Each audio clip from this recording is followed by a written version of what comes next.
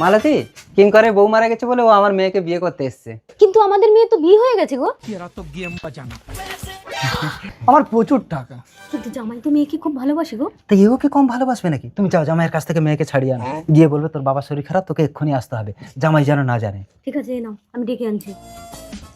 আপনার আঙ্গুলটা কি সত্যি পচে যাবে আমার এই পবিত্র কোরআনকে? একটা লাইক, একটা কমেন্ট আর একটা শেয়ার করলে কমেন্টে বলেন আমি ব্যাগ দিয়ে আসবো ইনশাল্লাহ। টগরি, মা জামাই কোথায় রে? আমাকে রান্না করতে দেবে না বলে রান্না করছে এই নবীন। জামাইকে ডাকতে হবে না, তোর বাবার ভীষণ শরীর খারাপ, তুই যা, আমি জামাইকে নিয়ে আসছি। ঠিক আছে, তুমি তোমার জামাইকে নিয়ে আসো, আমি যাচ্ছি। বাবা আরে মা, আপনি কখন এলেন? থাক থাক, প্রণাম করতে হবে না। কি হয়েছে গো জামাই? মেয়েকে বললাম তার বাবার শরীর খারাপ, জামাইকে সঙ্গে নিয়ে যা। বলছে না না, ওর সাথে আমার বেরোতে ইচ্ছে করে না, আর ওর ঘর আমি করবো নাই বলে চলে গেল। না, এমনটা তো বলবে না। তোমার মোড়া মায়ের দিব্যি খেয়ে বলছি, ও বলেছে। ঠিক আছে, ও যখন আমাকে চাইছে না, চলেন আমি লুকিয়ে লুকিয়ে গিয়ে বাবাকে দেখে আসবো। থাক থাক, তোমাকে যেতে হবে না, আমি চলে যাই।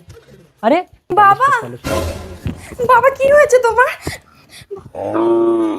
মা আমি আর বাঁচবো না, আমার শেষ ইচ্ছে, তুই এই ছেলেটাকে বিয়ে কর।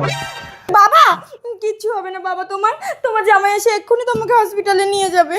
জামাই আর আসবে না রে মা, দুটো পা ধরে বললাম তুমি চলো, বলছে যে তুই আগে চলে এসেছিস বলে আসবে না, ডিভোর্স পেপারটা পাঠিয়ে দেবে, সাইন করে দিতে বলেছে। বাবা তোমার শেষ ইচ্ছে আমি পূরণ করব, দাও গলায় মালা দাও। বাহ বাহ বাহ, অসুস্থ বাবাকে দেখতে এসে তাহলে এইসব কীর্তি হচ্ছে? কেন? তুমি তো বলেছিলে ডিভোর্স পেপার পাঠিয়ে দিলে সই করে দেবে, আবার এখানে কেন এসছো? কে বলেছে এসব কথা? মা মা বাবা বাবা তোমার কিছু হয়নি? বিশ্বাস কর টগরি, এই দেখো কতগুলো টাকা দিয়েছে, তুই ওকে বিয়ে কর না। তোমরা তার মানে প্ল্যান করে আমার স্বামীর কাছ থেকে ছাড়িয়ে আমাকে বিক্রি করে দিচ্ছ? এই চলো। আরে আরে, আমার টাকা দেন। যত সব।